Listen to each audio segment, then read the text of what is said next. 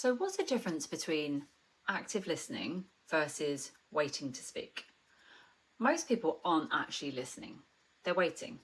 They're just waiting for their turn to talk. They're waiting to prove a point or they're waiting to be right. And here's the thing, the other person knows it. You can feel when someone's not really listening to you. You know exactly the people. And when that happens, you shut down. You stop sharing, the conversation becomes surface level, it becomes frustrating or just completely pointless. So today, let's fix that. Let's talk about active listening. And I know it's not easy, but it is the simplest yet most powerful tool to instantly improve your communication. There are three big reasons most of us struggle with listening. One, because we're distracted. Our brains are constantly jumping between thoughts. What's for my dinner? What's in my next meeting? You might think that you're listening, but you're only catching half of what's actually being said.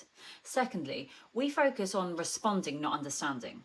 Someone's talking, and instead of absorbing what they're saying, you're already crafting your response. And the problem with this is if you're planning what to say next, you're not really listening. And thirdly, we assume that we already know. So have you ever cut someone off mid-sentence because you knew what they were going to say? That assumption shuts down real connection. You might think you know, but what if you're wrong? Active listening isn't complicated. It's just a few simple shifts that make a massive difference. So one, pause before you reply. The next time someone finishes talking, don't just jump in immediately. Take a 1 second pause. That space helps you absorb what they've actually said before reacting. Secondly, mirror back what you heard. Before you give your opinion, reflect what they've just said. So what you're saying is, it sounds like you feel, just to make sure I understand. This doesn't just show that you're listening, it forces you to listen.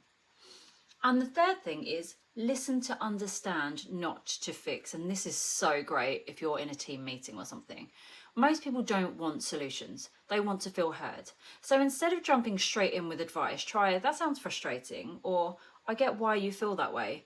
Sometimes that's all they need. So here's your challenge. In your next conversation, pause before you reply.